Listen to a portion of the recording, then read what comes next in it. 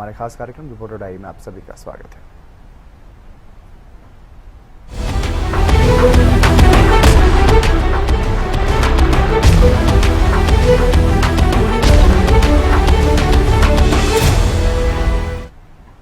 Reporter diary में सबसे पहले बात करेंगे मुख्यमंत्री नायब सिंह सैनी के पंजाब दौरे की। पंजाब के लुधियाना में संत कबीर दास जी महाराज के 628वें प्रकाश दिवस पर आयोजित कार्यक्रम में हरियाणा के मुख्यमंत्री नायब सिंह सैनी ने शिरकत की और उन्होंने यहां कबीरदास जी महाराज को नमन किया और प्रदेशवासियों को शुभकामनाएं दी। इस दौरान मुख्यमंत्री ने आम आदमी पार्टी और कांग्रेस पर जमकर निशाना साधा और कहा कि पंजाब की जनता पहले कांग्रेस को सत्ता से बाहर कर चुकी है और अब आम आदमी पार्टी को भी बाहर करेगी। उन्होंने पंजाब में बीजेपी सरकार बनने का दावा किया और संत कबीरदास भवन के निर्माण के लिए 11 लाख रुपए की टोकन मनी देने की घोषणा भी मुख्यमंत्री नायब सैनी ने कार्यक्रम में मंच से की। सभी महान भाव आप सबनो आज इस पवित्र दिहाड़े ते इस पवित्र दिन ते जदों असी मिल करके संत कबीरदास जी महाराज दे 628वें प्रकाश पर्व नूं असी बड़े हर्षोल्लास दे नाल मना रहे ने। मैं आप सबनों संत कबीरदास जी दे प्रकाश पर्व दी बहुत बहुत बधाई और शुभकामनावां देंदा हां। साथियों, लुधियाना दी ये मेहनत कसां दी पवित्र भूमि है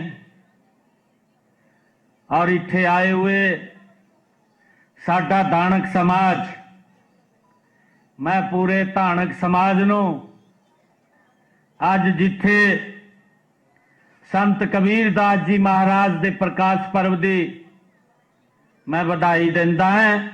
हरियाणा के मुख्यमंत्री नायब सिंह सैनी आज पंजाब के लुधियाना दौरे पर रहे, जहां पर वो 628वें प्रकाश पर्व में शामिल हुए। इस दौरान उन्होंने संत कबीरदास महाराज जी को नमन किया और साथ ही साथ पंजाब के लोगों को प्रकाश पर्व की शुभकामनाएं भी दी। इसके बाद उन्होंने अपने संबोधन में पंजाब की वर्तमान आप सरकार और कांग्रेस सरकार पर जमकर हमला बोला। इन्होंने अपने बयान में कहा कि पंजाब की जो वर्तमान आपकी सरकार है, इससे पंजाब का विकास कतई संभव नहीं है। उन्होंने कहा कि आने वाले दिनों में पंजाब में भी बीजेपी की सरकार बनने वाली है। जिस प्रकार से लोगों ने कांग्रेस की सरकार को बाहर किया, उसी तरीके से आपकी सरकार को भी बाहर करेगी। उन्होंने कहा कि हरियाणा में जैसे डबल इंजन की सरकार ने विकास की धारा बहाई है, उसी प्रकार से पंजाब में जैसे ही बीजेपी की सरकार बनेगी, यहां पर भी विकास के कार्य किए जाएंगे। उन्होंने खास तौर पर सीएम भगवंत मान पर जमकर हमला बोला। उन्होंने कहा कि जो खुद नशे में रहते हैं वो युवाओं को नशे से कैसे दूर कर पाएंगे। इस दौरान उन्होंने संत कबीरदास जी महाराज भवन बनने के लिए 11 लाख रुपए की टोकन राशि भी दी। मैं शशि शेखर, लुधियाना से।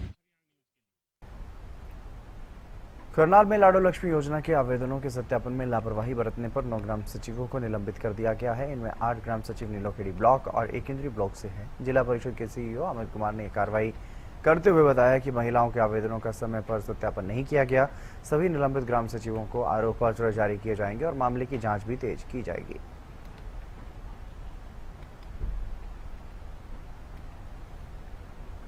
के तहत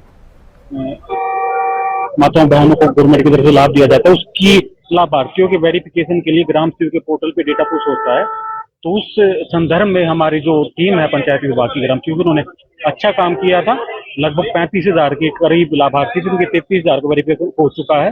कुछ 9 पंचायतें थी जिनके ग्राम सेवकों ने वो काम अभी तक शुरू नहीं किया था, तो जो एक लापरवाही है उनके लेवल पे, तो इस लापरवाही के कारण उनको सेवा से निलंबित किया गया है।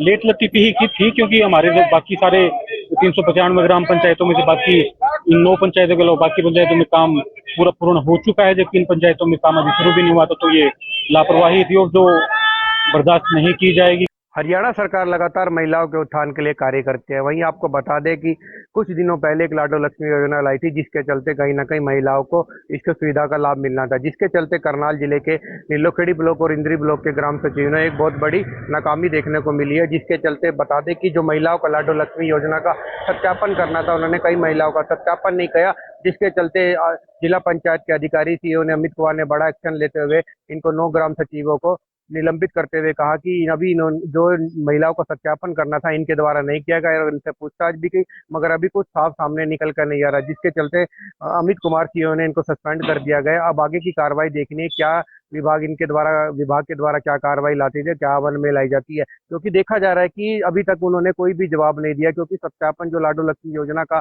सत्यापन करना था, क्योंकि जिन सत्यापन नहीं हुआ जिसके कारण वे इस योजना से निलंबित रही और उन्हें योजना का लाभ नहीं मिल सका, इसके चलते अमित सीओ कुमार ने सस्पेंड कर दिया। निलंबित किए गए इसमें 8 तो नीलोखेड़ी ब्लॉक के हैं और 1 इंद्री का बताया जा रहा है, क्योंकि देखा जा रहा है कि जो लाडो लक्ष्मी योजना थी एक हरियाणा सरकार के द्वारा लागू करती और महिलाओं के लिए बेचकर लागू करी गई थी, क्योंकि देखा जा रहा था कि कई जो मध्य वर्ग की महिला होती इसे छोटे मोटे काम अपने पूरे कर सकती थी। अब देखना ही है कि जो जिला पंचायत के अधिकारी सी अमित कुमार के द्वारा आगामी कार्रवाई क्या अमल में लाई जाती है। करनाल से हरियाणा न्यूज के लिए विकास कुमार की रिपोर्ट।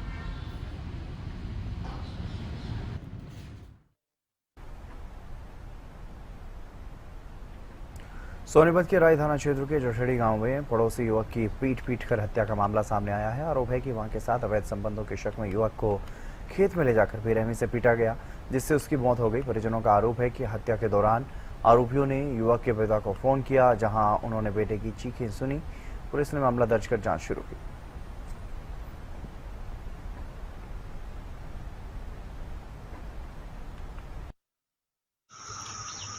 वो दरअसल उनका खुद का पहले तो आपसी विवाद था और आपसी विवाद में कुछ मेरे भाई के पैसे भी थे उनके, तो उस चीज़ को लेकर के झगड़ा था। तो उस चीज़ को अपना कवर करने के लिए, ताकि उन्हें पैसे वगैरह ना देने पड़े, तो अपने फीमेल का इस्तेमाल किया उन्होंने। ठीक है, उस चीज़ को इस्तेमाल करके उन लोगों ने तो फिर इस चीज़ का गलत फायदा उठाया, एक चीज़ें करी। उस चीज को मद्देनजर रखते हुए फिर उन्होंने उसको टॉर्चर किया, फोन वगैरह करे, कॉल वगैरह करी, किसी तरह का उनके पास कोई सबूत भी नहीं है। उसके बावजूद उन लोगों ने उसको धमकियां दी हैं और एंड ऑफ टाइम उसकी हत्या कर दी। कल शाम 27 जून को तकरीबन 8:30 बजे थाना राई में सूचना प्राप्त हुई थी कि भाई एक लड़का विशाल पुत्र शिव कुमार इसको लाठी डंडों से पीट कर इसकी हत्या कर दी। सूचना पर पुलिस टीम तुरंत मौके पर पहुंची, एफएसएल टीम बुलाई तो मृतक मौके पर ही मर चुका था। उसकी डेड बॉडी सिविल हॉस्पिटल में पोस्टमार्टम हेतु रखवाई गई। प्रथम जांच में क्या सामने आया? इसकी रंजिश थी किसी से, एक अनुज उर्फ तनुज है, इसके पिताजी का नाम ओमवीर है। इसके पिताजी ने, ओमवीर ने ही खुद थाने में आके बताया था कि भाई मेरे बेटे ने विशाल को लाठी डंडों से पीट कर मारा। सोनीपत के राय विधानसभा क्षेत्र चर्चित गांव जठेड़ी में बीती रात एक हत्या का मामला देखने को मिला है, जिसमें पुलिस ने अपनी टीमें गठित कर ली है और अनेक तरह की जांच शुरू कर दी गई है। शुरुआती जांच में देखने को मिला है कि प्रेम संबंध का मामला बताया गया है। अभी देखना यही होगा कि जल्दबाजी होगी कि कोई मामला जनता को बता पाए, क्योंकि हिरासत में लिया जाएगा। पूछताछ के दौरान क्या मामले खुल कर आते हैं ये आने वाला वक्त बताएगा। बॉडी को सोनीपत हॉस्पिटल में पोस्टमार्टम के लिए रखवा दिया गया है। अब देखना यही होगा कि बोर्ड के दौरान जब उसकी बॉडी का पोस्टमार्टम होगा तो किस तरीके के मामले खुलकर आते हैं। पुलिस का जैसा शुरुआती जांच में बताया गया है कि उसकी पीट कर हत्या की गई है और प्रेम संबंध बताया गया है। एक तरफा ये भी पता लगा है कि पैसे का लेन देन भी हो सकता है, लेकिन अभी जल्दबाजी होगी कि कोई खुलासा कर पाए। अभी पुलिस जांच कर रही है। इस जांच में क्या मामला सामने आता है ये आने वाला वक्त बताएगा। हरियाणा न्यूज के लिए लाजपत सोनीपत से।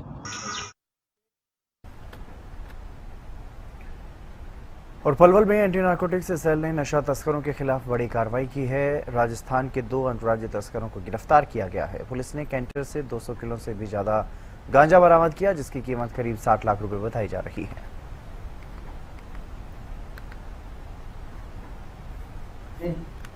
26-27 की रात को एक टीम लगा रखी थी क्राइम गश्त पड़ताल के लिए, जिसमें सब इंस्पेक्टर आलोक कुमार व उसके साथ सराजुद्दीन और एक ड्राइवर था, जिन्हें सूचना मिली कि भाई एक टाटा 407 आ रहा है जिसमें काफी मात्रा में गांजा है। जिस सूचना के अनुसार उन्होंने उसे रोका और सारी कानूनी कार्रवाई करते हुए उन्होंने फिर बाद में जब गाड़ी को चेक किया तो उसमें शीशियां भरी हुई थी। उनके बीच 18 कट्टे थे, जिसमें टोटल जांच करने पर 201 किलो 75 ग्राम गांजा बरामद हुआ। इसमें 2 आदमी हमने पकड़े, एक का नाम पवन है तथा दूसरे का लियाकत है। ये दोनों अलवर एरिया के हैं, राजस्थान से। पलवल में एंटी नारकोटिक सेल ने नशे के खिलाफ बड़ा एक्शन लिया है। दरअसल एंटी नारकोटिक सेल ने राजस्थान के 2 अंतर्राज्यीय नशा तस्करों को गिरफ्तार किया है, जिनके पास से 200 किलो करीब गांजा बरामद किया गया है, जिसकी कीमत करीब 60 लाख रुपए बताई जा रही है। बताया जा रहा है कि नशा तस्कर कांच की बोतलों के नीचे छिपाकर इस नशे की खेप को लेकर जा रहे थे। फिलहाल पुलिस ने मामला दर्ज कर आगामी कार्रवाई शुरू कर दी है। करण खुराना, कैमरामैन सुनील के साथ।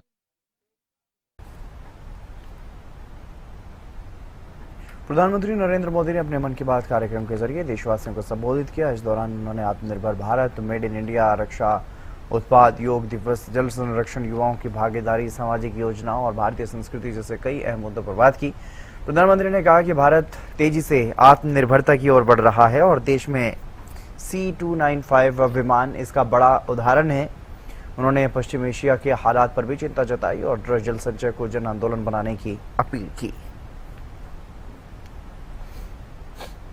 पश्चिम एशिया में बनी युद्ध की स्थितियों को देखते हुए मैंने देशवासियों से कुछ आग्रह किए थे।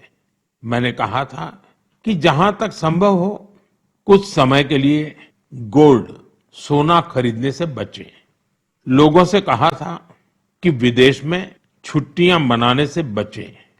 मैंने लोगों से कार पूलिंग को भी बढ़ावा देने की अपील की थी। मैंने किसानों से केमिकल मुक्त खेती के लिए, खेत बचाने के लिए और प्राकृतिक खाद का ज्यादा से ज्यादा इस्तेमाल का आग्रह किया था। साथियों, मैं देश के हर नागरिक का आभारी हूं कि मेरी अपील का उन्होंने न सिर्फ समर्थन किया बल्कि हर तरफ से उसमें अपना सहयोग कर रहे हैं। मेरे प्यारे देशवासियों, मेघालय की पहचान बादलों से है, खूबसूरत नजारों से है।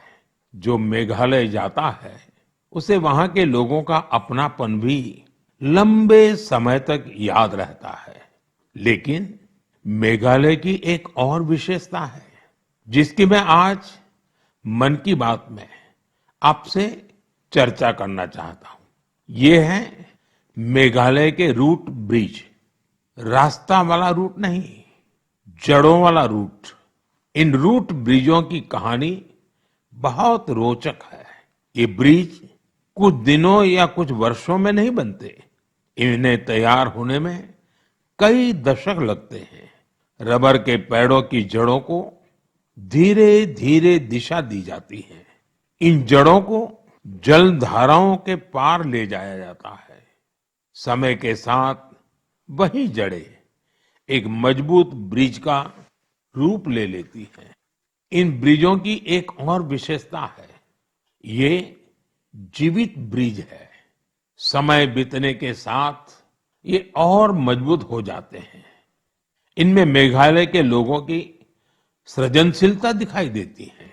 और हाँ, जल संचय तो करना ही करना है। बारिश के पानी की एक एक बूंद को हमें बचाना है।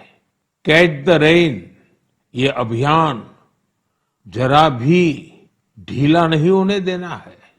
तो मेरा खास आग्रह है, वर्षा का बूंद बूंद पानी हम मिलकर के बचाएं। देश के प्रधानमंत्री नरेंद्र मोदी ने आज 135वें एपिसोड, मन की बात के 135वें एपिसोड में देशवासियों को संबोधित किया। इस दौरान उन्होंने खेल सुरक्षा से जुड़े कई मुद्दों पर बात की। उन्होंने कई नांदेड़ परिवार की बात की, साथ ही साथ उन्होंने खेल को भी आगे रखा और खेल की भी बात की। उन्होंने मेघालय की कई टूरिज्म, इको टूरिज्म पर भी बात किया। उन्होंने कहा कि जिस प्रकार से युवाओं ने उनके आह्वान को सुना। आपको बता दें कि कुछ दिन पहले मिडिल ईस्ट पर जो परेशानियां चल रही है उसको लेकर देश देशवासियों से उन्होंने अपील किया था कि आप सोना नहीं खरीदे, विदेश यात्रा ना करें। तो इस पर भी उन्होंने लोगों को धन्यवाद दिया कि आपने जिस तरीके से हमारी आह्वान को सुना और हमने जो आपसे आग्रह किया था उसकी बात को आपने रखा। इस बात के लिए हम सभी आपके आभारी हैं। और इस तरीके से देश अगर एक साथ खड़ा होता है तो किसी भी परिस्थिति या किसी भी संकट में देश अगर एक साथ इस तरह से खड़ा होता है तो उस संकट को टाला जा सकता है। तो कुल मिलाकर इस 135वें एपिसोड में उन्होंने तरह तरह की बातें की। और इसके अलावा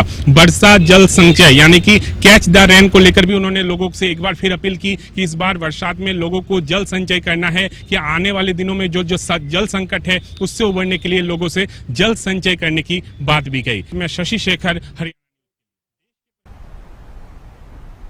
हरियाणा में मौसम के दो रूप देखने को मिल रहे हैं। मौसम विभाग ने प्रदेश के 10 जिलों के लिए जहां हीटवेव का अलर्ट जारी किया तो वहीं दूसरी ओर 10 जिलों में हल्की और मध्यम बारिश होने की संभावनाएं भी जताई गई हैं। अंबाला, कुरुक्षेत्र, करनाल, पानीपत, सोनीपत, रोहतक, झज्जर, गुरुग्राम, फरीदाबाद, नूंह और पलवल में हीटवेव का अलर्ट है। तो पंचकुला, यमुनानगर, कुरुक्षेत्र, कैथल, महेंद्रगढ़, रेवाड़ी, झज्जर, गुरुग्राम, नूंह, पलवल, फरीदाबाद और चरखी दादरी जिलों में कहीं कहीं हल्की से मध्यम बारिश होने की भी संभावनाएं हैं। इससे गर्मी से आंशिक राहत जरूर मिलेगी। हरियाणा में मौसम पूरी तरह से परिवर्तनशील बना हुआ है। वहीं करनाल जिले की बात करें तो करनाल में भी लगातार खिलखिलाती धूप निकल रही है। और तापमान की बात करें तो कहीं ना कहीं तापमान, कल के तापमान की बात करें तो 45 डिग्री के आसपास तापमान पहुंच गया था, जिसके चलते कहीं ना कहीं हीट वेव चरम सीमा पर और गर्मी का प्रकोप करनाल की जनता देख रही है। क्योंकि देखा जा रहा है जिस प्रकार से तापमान की बढ़ोतरी होती नजर आ रही है, वहीं जिला प्रशासन और स्वास्थ्य विभाग की टीमें भी अलर्ट मोड पर। उन्होंने उनको आपको बता दें कि कहीं ना कहीं स्वास्थ्य विभाग ने ग्रामीण क्षेत्रों में और शहरी क्षेत्रों में कई टीमें गठित करी है।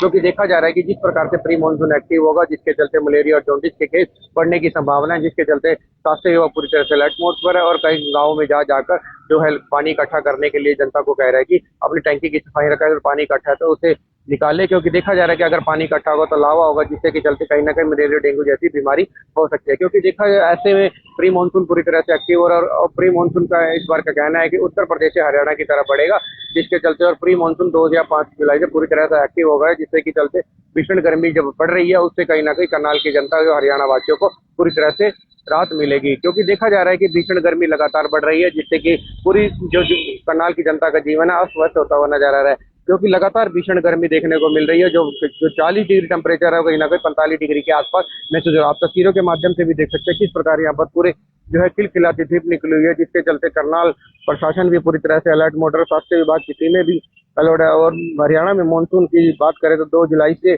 5 जुलाई 2000 के बीच दस्तक देगा। और चौधरी चरण सिंह हरियाणा कृषि विश्वविद्यालय मौसम विज्ञान के मुताबिक इस बार मानसून उत्तर प्रदेश की तरफ से हरियाणा में प्रवेश करेगा।